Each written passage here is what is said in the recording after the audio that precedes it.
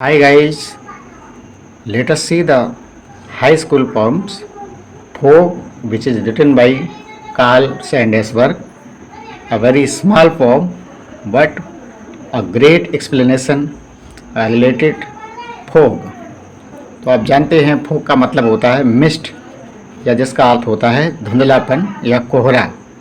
तो ये कविता जो है बाई कार्ल एस सैंडबर्ग के द्वारा लिखी गई है। तो इस कविता के माध्यम से यहाँ कवि ने बताने का प्रयास किया है कि जिस प्रकार से एक बिल्ली जो है वो दबे पांव आती है कब चली जाती है, उसी प्रकार से ये कोहरा भी आता है और कब चला जाता है मालूम नहीं चलता है। तो उन्होंने छोटी सी कविता में गागर में सागर भरने का प्रयास किया है।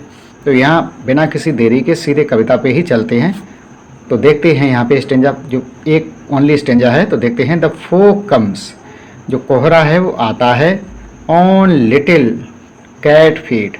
कैसे आता है? जिस प्रकार से एक छोटी बिल्ली, ऑन लिटिल कैट फीट, जिस प्रकार से एक छोटी बिल्ली दबे पांव आती है, चुपके से आती है, उसी प्रकार से कोहरा भी आता है। तो इस लाइन में आपका फिगर्स ऑफ स्पीच हो जाएगा मेटाफर। ठीक है, मेटाफर का प्रयोग हो जाएगा its sits looking over harbour and city, यानी इट आया कोहरे के लिए, सिट्स बैठ जाता है, आ जाता है, और लुकिंग मीन्स देखता रहता है, ओवर हार्बर माने कोहरे के लिए आया कि कोहरा जो है वो बंदरगाह पे आ जाता है, एंड सिटीज और पूरे नगर को अपने प्रभाव में ले लेता है, on silent haunches and then moves away. जिस प्रकार से एक बिल्ली जो है अपने पैर से कोड़ करके या पैरों को समेट करके बैठती है और चारों तरफ निगरानी करती है, ठीक वैसे ही कोहरा भी मानो बिल्ली की भांति ही पैर समेट करके बैठ गया है और बैठ करके पूरे हार्बर माने पूरे बंदरगाह और पूरे नगर को निहार रहा है। जिस प्रकार से बिल्ली बैठ जाती उसी प्रकार से कोहरा भी बैठ करके निगरानी कर रहा है, जिस प्रकार से बिल्ली करती है। एंड देन मूव ऑन, जिस प्रकार से बिल्ली चली जाती है उसी प्रकार से ये कोहरा भी, जैसे ही सूर्य की आभा निकलती है, सूर्य की किरणें निकलती हैं, वैसे ही वो कोहरा भी गायब हो जाता है। तो कोहरा कब आया कब चला गया, जिस प्रकार से बिल्ली कब आती है कब किचन में जाती है, कब जो दूध है या मलाई है या मक्खन है खा जाती है, और कब चली जाती है पता नहीं चलता है। इस प्रकार से इस छोटी सी कविता में कवि ने छोटी बात में बहुत बड़ी बात कहने का प्रयास किया है। कहने का तात्पर्य है गागर में सागर भरा है। अब इसके कुछ सेंट्रल आइडिया देखते हैं, इसके बाद इसके जो इम्पोर्टेंट क्वेश्चन है वो देखेंगे। तो फ्रेंड्स यहाँ देखते हैं central idea of the poem. यहाँ देखते हैं इन दिस पोम, इस कविता में the natural phenomenon fog is described, माने कि प्राकृतिक घटना का जिक्र किया गया है जिसका नाम है फोग। फोग का माने कोहरा का जिक्र किया गया है। इट डिस्क्राइब्ड वर्णन किया गया है। Fog is a thick cloud, ये थिक क्लाउड होते हैं ऑफ टाइनी वाटर। इसमें क्या होता है? पानी की बूंदें होती हैं। ड्रॉपलेट्स माने ड्रॉपलेट मीन्स बहुत, मतलब बूंद का बहुत छोटा भाग। ड्रॉपलेट का मतलब ड्रॉप का बहुत छोटा भाग, मतलब पानी के छोटा छोटा सा आप कह सकते हैं कि धुंध सा, जो छोटे छोटे बूंद वो टपकते रहते हैं।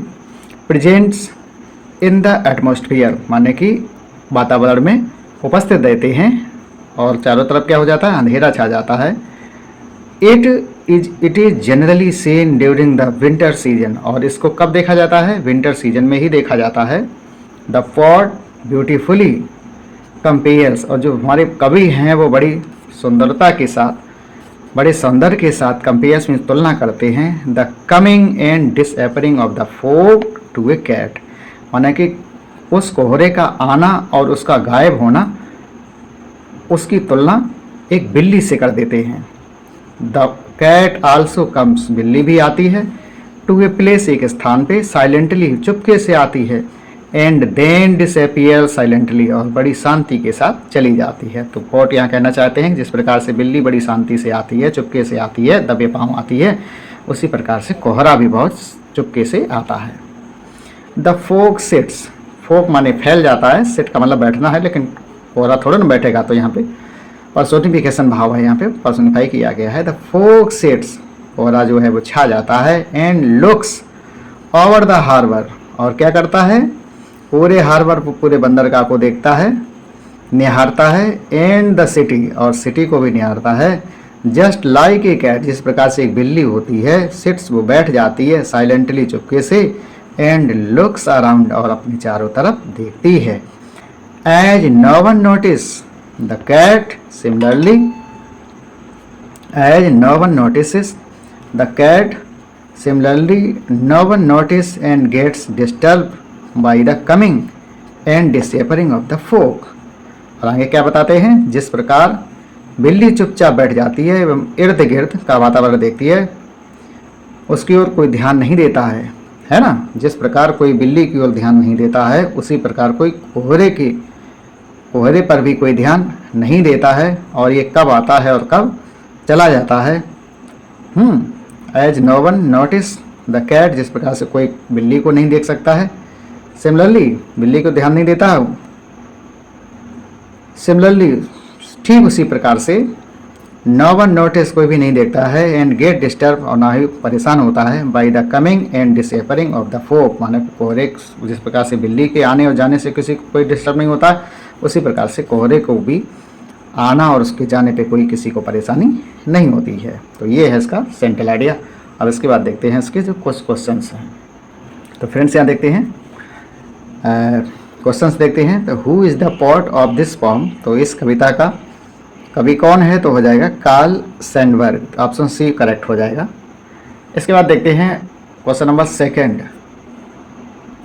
क्वेश्चन नंबर सेकंड देखते हैं, with what has the fog been compared and why, तो क्या हो जाएगा, option C is correct here, क्योंकि इसमें आंसर दिए गए हैं। तो compare to cat because it comes quietly and without warning, sits and look over and gets back silently, तो ये इसका ऑप्शन हो जाएगा कि बिल्ली चुपके से आती है, चुपके से चली जाती है, निहारती रहती है, और कब आती है कब चली जाती है। इस प्रकार से ऑप्शन सी आपका यहाँ पे करेक्ट हो जाएगा। इसके बाद देखते हैं क्वेश्चन नंबर थर्ड क्या है। क्वेश्चन नंबर थर्ड में देखते हैं, क्वेश्चन नंबर थर्ड में देखते हैं, हाउ डज द फोक कम, कोहरा कैसे आता है, तो कैसे आता है, तो स्लोली एंड साइलेंटली, तो यही इसका आंसर हो जाएगा, ऑप्शन आंसर दिया गया। और इसके बाद देखते हैं question number 4, what does the fog do in the end, कोहरा अंत में क्या करता है, तो अंत में मूव्स ऑन, चला जाता है, तो ऑप्शन ए यहाँ पे ठीक हो जाएगा। क्वेश्चन नंबर 5 देखते हैं, it sits looking over the harbour, what does the word harbour means here, तो हार्बर का मीनिंग क्या है, तो हार्बर का मतलब क्या होता है, बंदरगाह होता है, तो इसका आंसर हो जाएगा place where ship load and unload, जहाँ पे पानी वाले जहाज़ को लोड और अनलोड किया जाता है, वो हार्बर कहलाता है।